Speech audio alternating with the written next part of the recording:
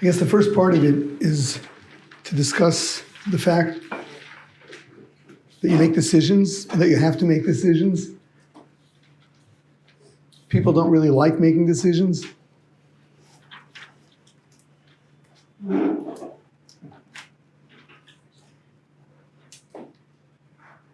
But their lack of making decisions is a decision in itself.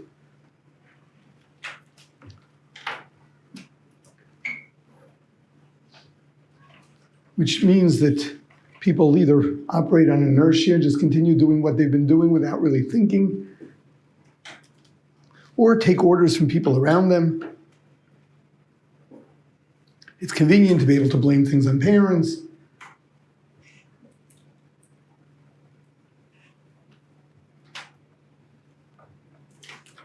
You know, in yeshivas, you blame everything on your Rebbe.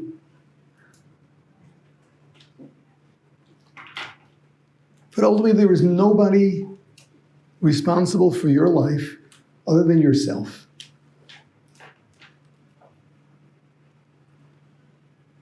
What you make of your life is what you're going to get. And it's important to get input from people that you feel you can trust. But input means not taking orders.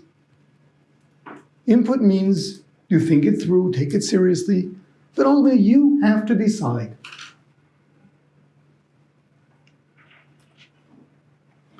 The mitzvah of kibbud av ve'em does in no way include your parents making life decisions for you.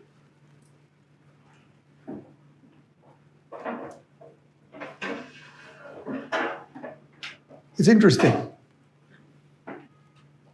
The mitzvah of kibbud av ve'em is if they ask you to take care of any physical needs for them, you have a mitzvah to do that. The life decisions are your own. I find that it's so much more common that it's the other way around. Parent asks for something, no, I'm busy. Not in the mood. As far as what people do, the decisions kids make, they just follow what the parents tell them. So I'm not encouraging rebellion. All I'm telling you is that you're supposed to take responsibility for your life. Take your parents seriously. Think about it.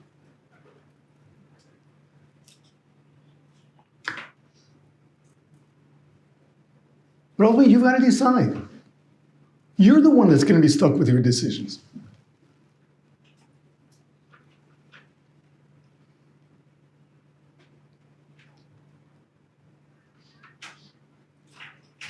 Will family be part of the equation? Of course. But it's only part of it. We'll get back to that soon. But making decisions.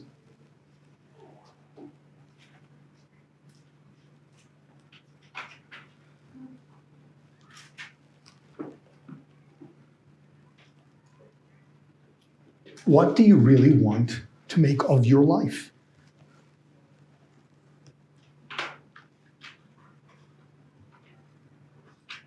What do you want to accomplish in your lifetime? What's important to you? These things are not going to happen unless you make them happen.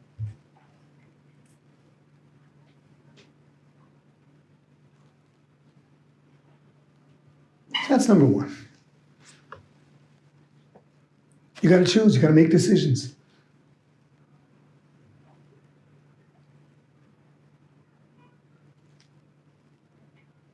The second thing is, you are not bound by your decisions forever. Human beings grow.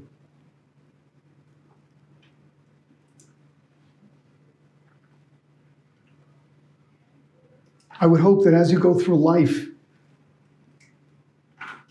experience itself will make you wiser.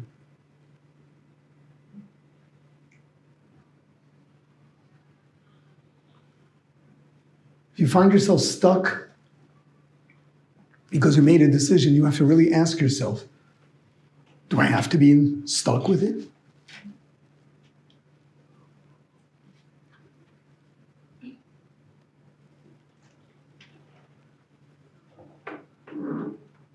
In the olden days, Noah Weinberg used to talk about the holy plan syndrome.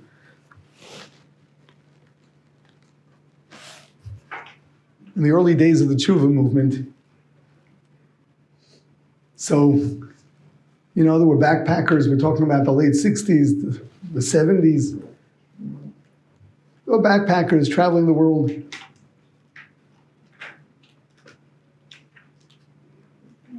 And they often found themselves sitting in a class at Aish, liking what they heard, coming back, saying, wow, this is life-changing. Never heard anything like this before. And then they're about to move on. And we would ask them, like, where are you going? You agree this is life-changing. Where are you going? Because my plan is to go from here to Europe.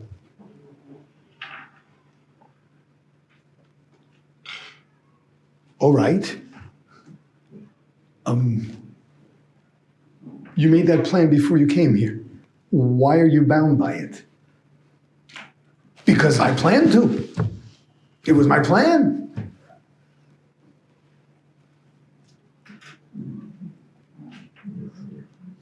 Sometimes we just get stuck. We have a plan. You have to be able to readjust, rethink.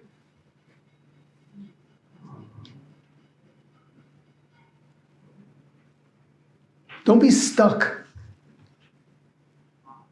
You always got to ask yourself, what am I doing? Where am I headed? Is this what I want for myself?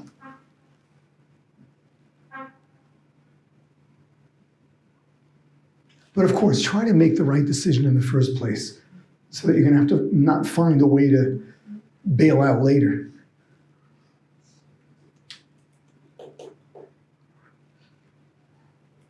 Then comes the next one, which is really the most important.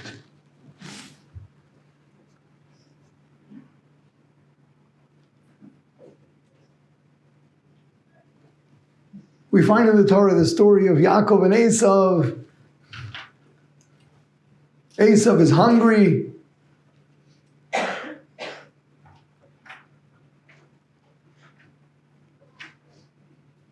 Yaakov is cooking. So Esav wants the lentils that he's cooking. Says, Yaakov, I'll sell them to you for the Bechorah, the right of firstborn, which means service in the Beis HaMikdash. And Esav says, yeah, fine. And the Pasuk writes, Vayivaz Esav as a Bechorah.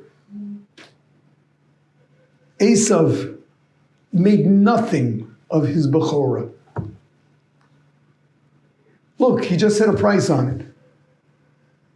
The Bechorah, being the one to serve Hashem in the temple.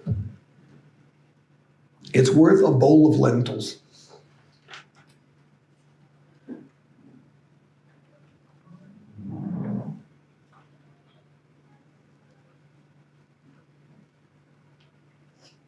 We have to make sure that we're fixing the right value to the right things.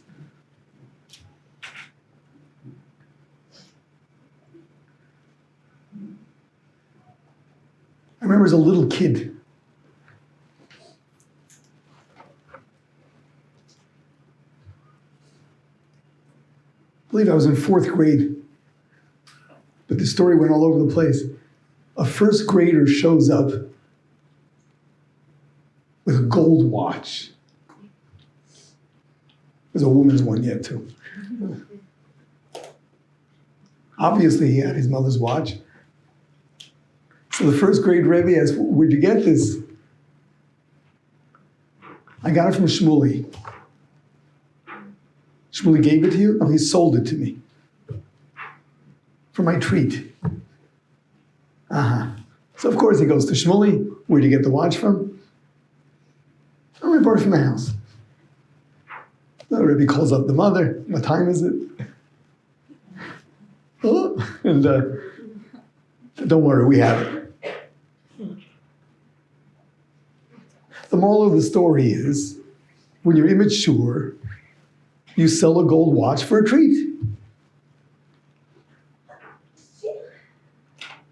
Maturity is knowing what something's really worth, what's important, and what's unimportant.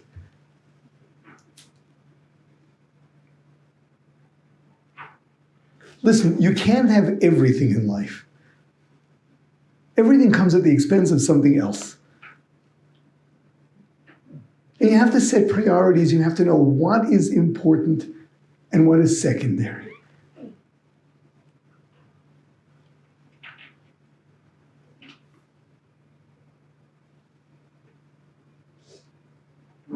You also have to be conscious of the decisions you are making.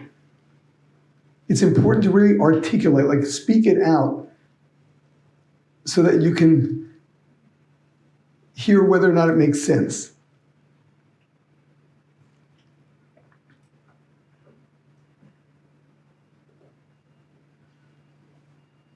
Yeah. Sorry, could you just repeat what you said? It's important to speak it out, to really articulate it, so that you're going to have to ask yourself, 1 second, does that sound right? Thank you.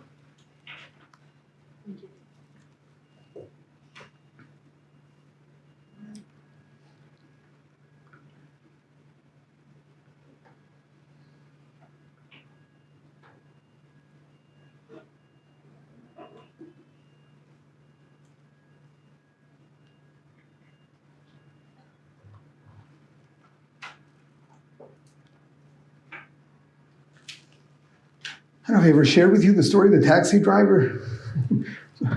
So one's in a taxi, they're the most interesting characters in taxis here. Taxi driver, it's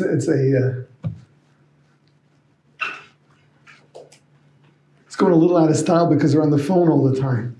But if you ever engage in conversation with them, very interesting. And they open up their lives and their philosophy.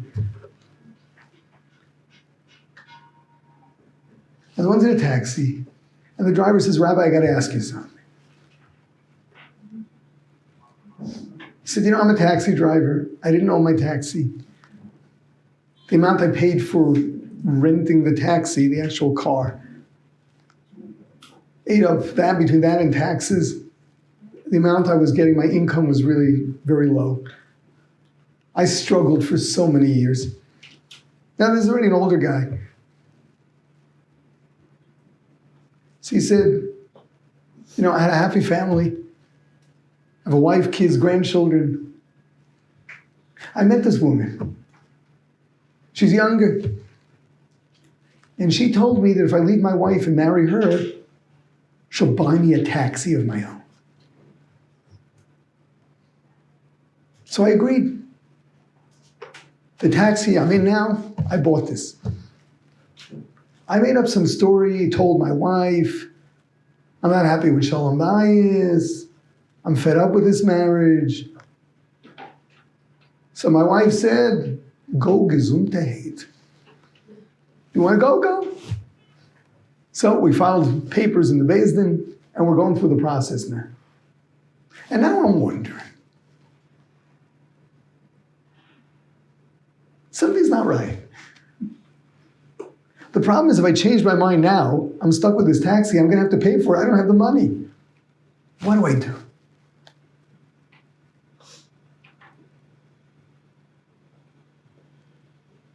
No? What do you say to such a dilemma?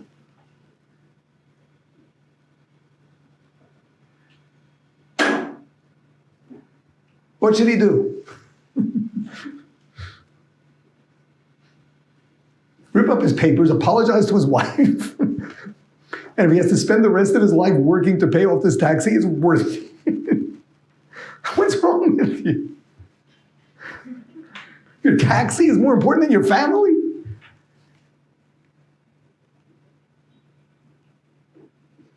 I mean, do you hear yourself talking?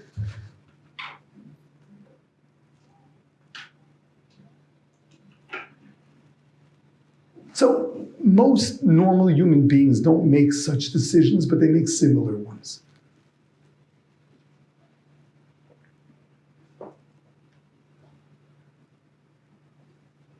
Be it men, be it women, that dedicate their whole lives to their careers without much of a relationship with their kids.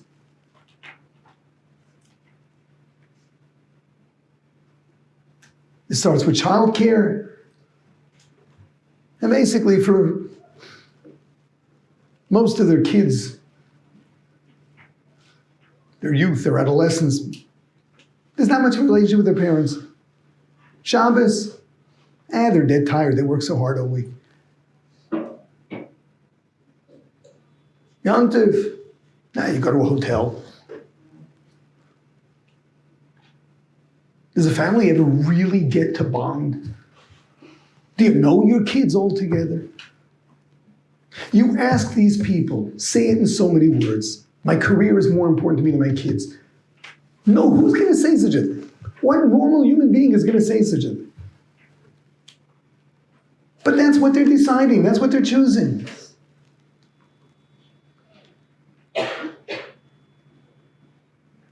You do the same thing with marriage.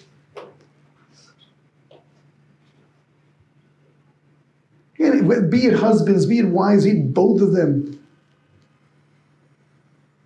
seem to be more invested in their careers than their own relationship.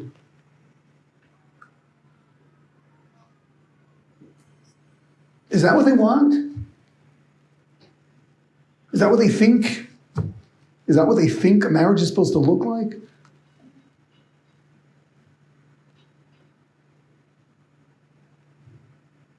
And then they talk about being unfulfilled. If you don't know your spouse, how fulfilled can you be? How much of a relationship can you have with somebody you barely know, you don't spend time with? Just sending messages too often.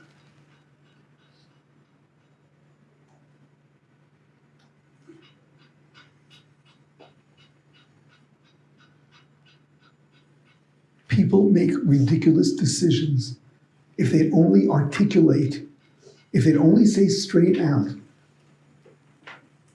I am choosing to put all this time into my career, even at the expense of my children, even at the expense of my marriage. They wouldn't know where to hide. Who says such a thing? Does anyone believe such a thing? It's worth it? You really have to work through yourself and again, articulate. What are you sacrificing for what? What is more important to you?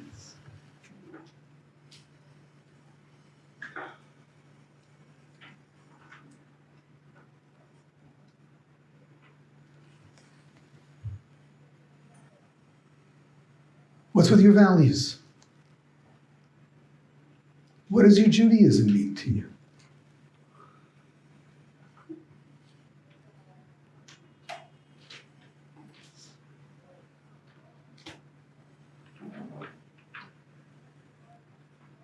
What kind of education are you going to give your kids?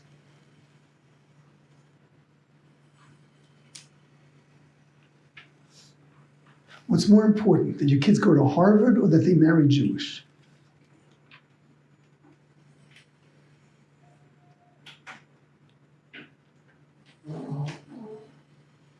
And I'm not kidding. Maybe you do know.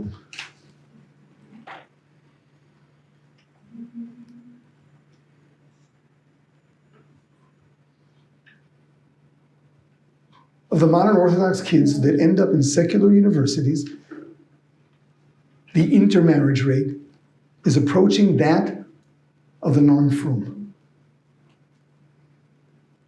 It's crazy.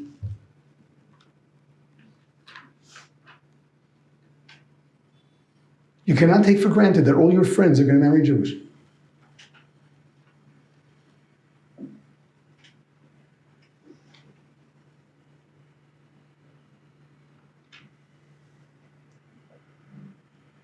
What kind of chinuch do you want to give your kids?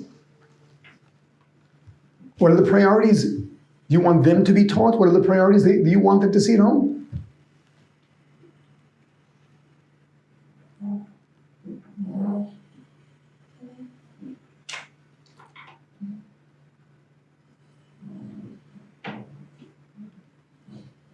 Where does Hashem fit in?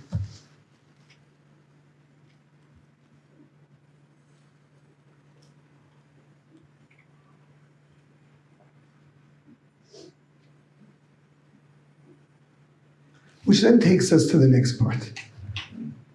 And this is the trickiest of them all.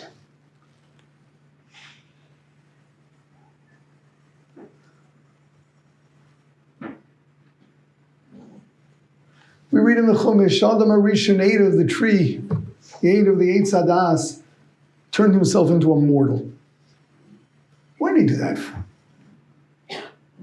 He could have lived forever. He chose to become a mortal. Why did he do it?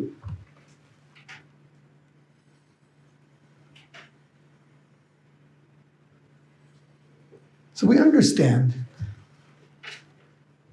that the Nachash HaKadmoni, the serpent, was not just another animal. That was his Yetzer Hara. And Adam was the flip side of what we are today. His DNA was all spiritual. His DNA was all good. His natural state was tov, it was good. His Yetzer Hara was something external, very much like today our intellect is, in the form of a serpent. His natural state was to do good. If he accessed his intellect, he could confuse himself. See, the flip side of what we are today. Today, naturally speaking, we have all sorts of instincts, physical, emotional, psychological. We have all sorts of instincts that are destructive. But if we use our brains, if we bother to access our brains, which is difficult, you got to work hard to do that, then we're all right.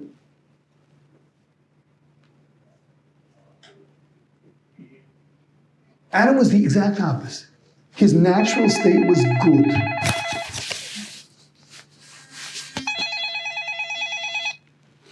His natural state was good. He had the ability to access his intellect, which could confuse him. How did his intellect confuse him? Very simply. He said, I was created to choose good and get reward for it. If it comes naturally, how much reward am I going to get already? I'd rather turn myself into a mortal, where my instincts are going to be evil. It's going to be a struggle. I'll make the right choices, and I'll get so much reward. Simple dollars and cents. Not only that, but isn't that what Hashem really wants? He created me to be able to give me a reward. So if I make it more difficult for myself, I'll get so much more reward. This was really what went on. So where was his mistake? You know where his mistake was? Take a look at the world today. How much reward is everyone earning? There he was in Gan Eden, all good. Everything was so simple. He thought, all right, my instincts will become evil, but I'll overcome them. He didn't know what it would be like outside Gan Eden. He didn't know what it would be like once he becomes mortal, once he becomes like a serpent himself. Listen here, you're in Gan Eden. You're in Yerushalayim. You're here. Everything's so clear. Everyone's in growth mode.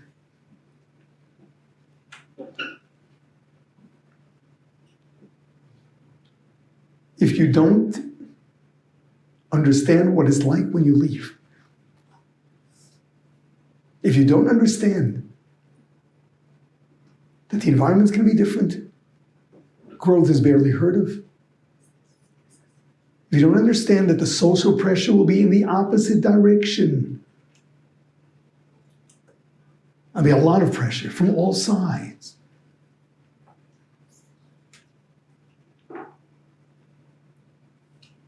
You'll be back in the world of Gashmias.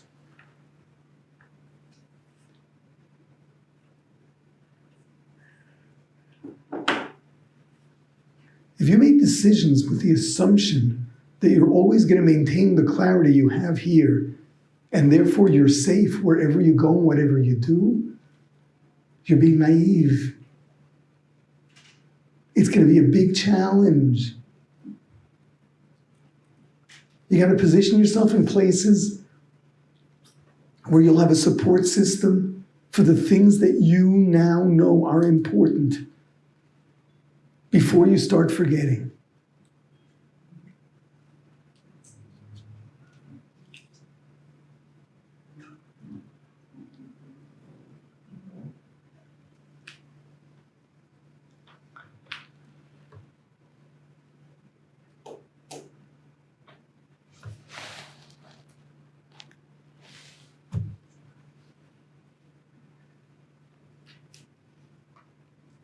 There's a time that when people came on programs here, they came for like 2 weeks, sometimes 30 days, sometimes a month, yeah. When they were about to go back, we told everybody to write themselves a letter to be read 2 weeks after they get back. What is it that they want to remember? Because by the time 2 weeks after coming back comes along, they will probably have forgotten everything that was important to them.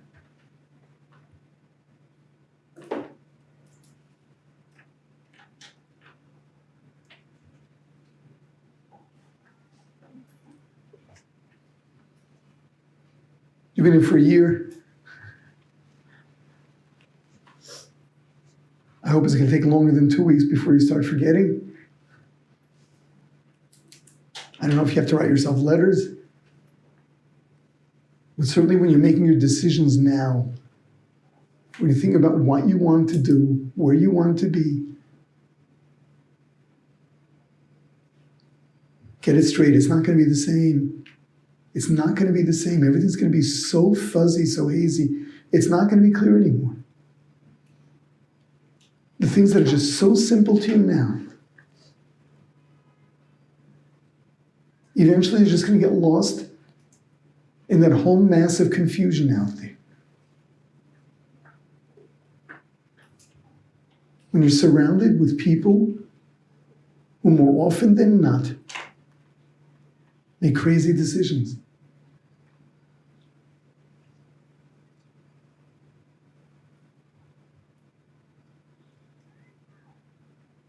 They invest heavily in things that are secondary and neglect the things that are really important. That's the norm. That is the norm, not the exception. That's the norm.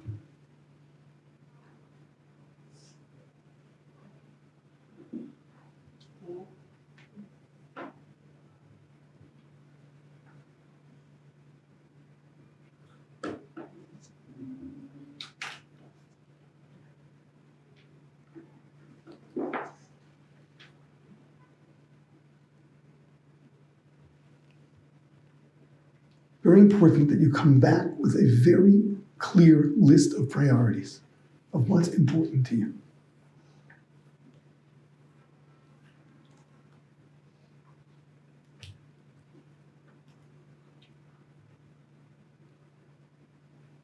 Even for those of you who are coming back, don't destroy so much of what you've learned over the summer. These things happen.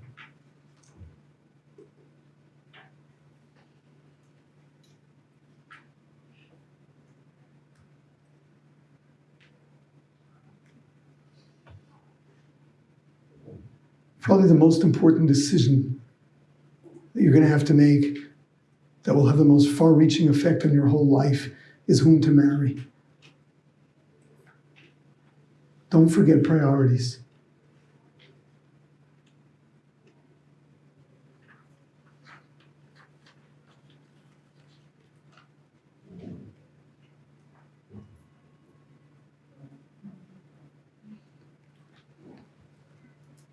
It's interesting. The pasuk tells us, "Lo sosuru acharei levavchem v'acharei einechem."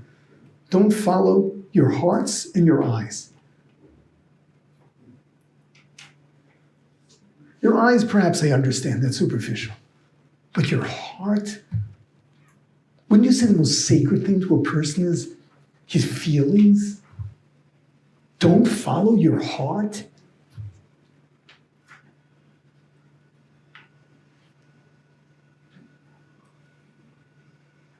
Is the holiest thing we got is the heart?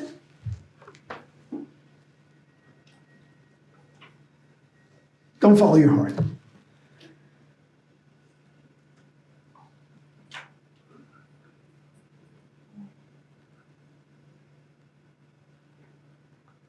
Emotion is our number one source of energy. How it's directed,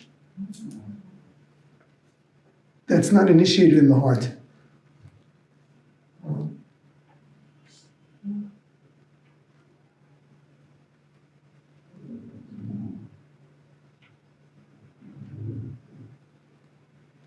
It's either instinctive or intelligent.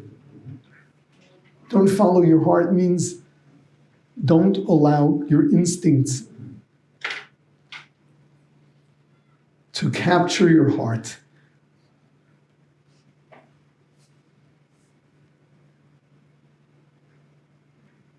Don't become enslaved to your heart. You have to be in control of your heart, meaning you have to educate. You have to educate your own emotion. You have to make sure that your emotion is generated by something intelligent. Of course, the heart gives you energy like nothing else. But make sure it's your intellect that is controlling the heart. It's your intellect that's harnessing that energy source.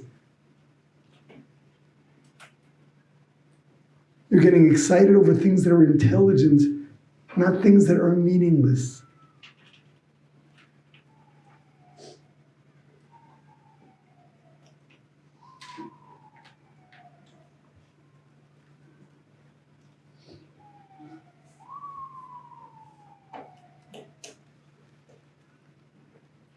It is so tricky.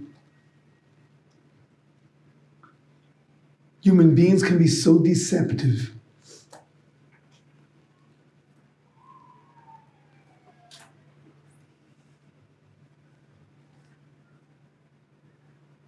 You've got to really be discerning in whom you put your trust in.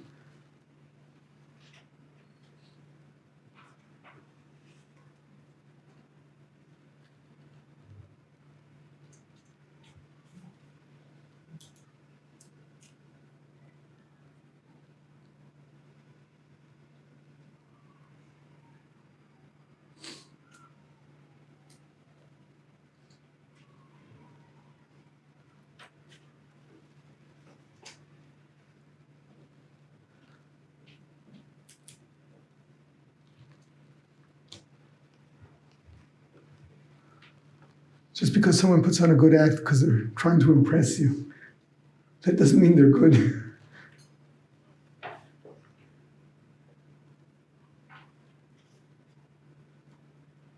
You really have to find out about them.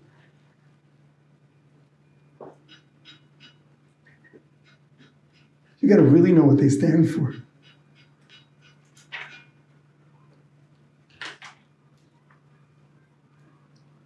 You got to know what they're like.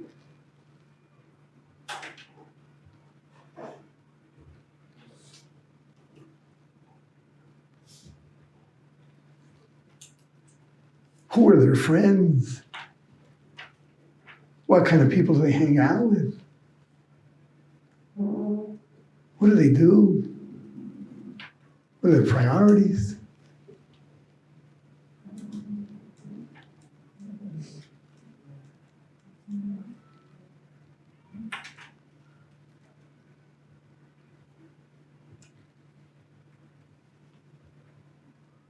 It's a very tricky world.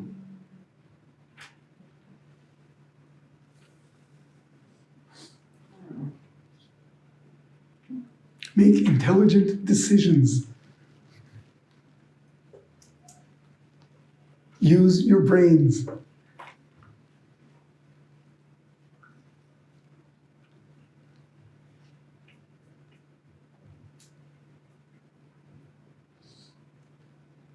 If there's anything you're too sure of, then you have to question yourself.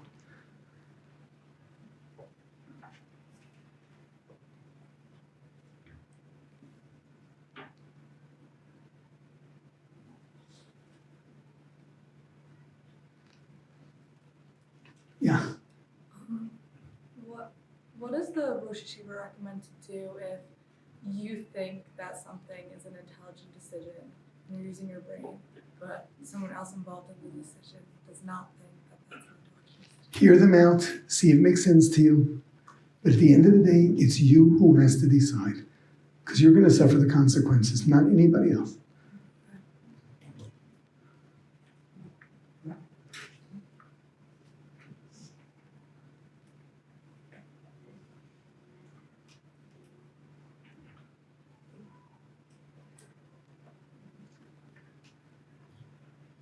Don't ever do anything that you don't feel is the right thing for you. Don't take anyone's word for it. Say anyone, I mean anyone.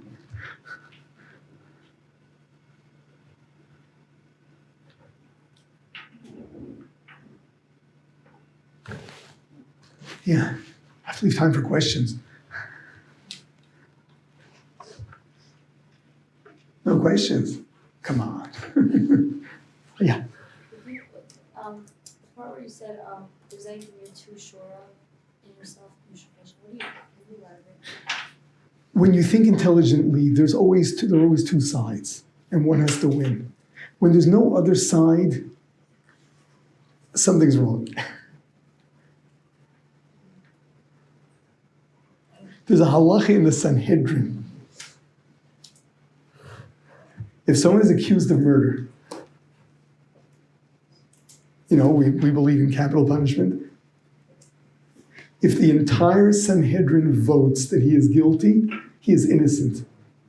Because if nobody could find any reason to acquit him, then they obviously didn't really research the case properly. Yeah. How can I really be sure that a decision is more intellectual than it is emotional? Like, how am I supposed to really separate the two because it gets so mixed up? That's where it really pays to talk things over with someone you trust. Part of it is not hearing what they say. Part of it is hearing how you tell it over to them. When you find yourself like being a little dishonest, like exaggerating, catch yourself and say, I couldn't be telling the truth here. Thank you. Yeah. What does the Rosh Yeshiva think if a person's parents think something is the right decision for them, but they don't? Listen, I am not going to stand up here and tell everybody disobey your parents. But I would hope that there's a certain stage in your life where you're going to have a mind of your own and you're going to have to make decisions. You have to decide what is that age. When the 7-year-olds make that decision, something's not right. We got to tell them you can't understand. I think you're past that point. But please, no one quote me here as telling you to ignore your parents or.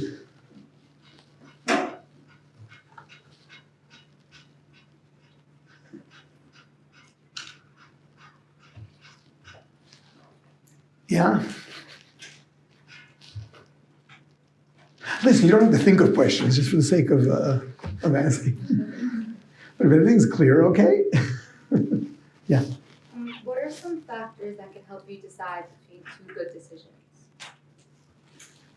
So first of all, if they're really two good decisions, you can't go wrong. So it's not that terrible. It's not that terrible. Yeah. I'm sure each one has its merits, each one has its strengths and its weaknesses, and you have to decide which are the more important ones. In what way is this better than that? And which is more important? But again, nothing terrible if you make a mistake because it can't go wrong. Yeah. For the decisions we did make here and like the growth we achieved, how how do we like show people that they were the right decisions for us when they try to like question them? I keep saying, you come home, you're relaxed, you're happy. That does it all. Don't get intimidated. Don't get drawn into debates. I mean, just maintain your stature. Keep your cool. They'll start taking you a lot more seriously. You lose it, they don't respect you. And they honestly are concerned, are you really using your brains?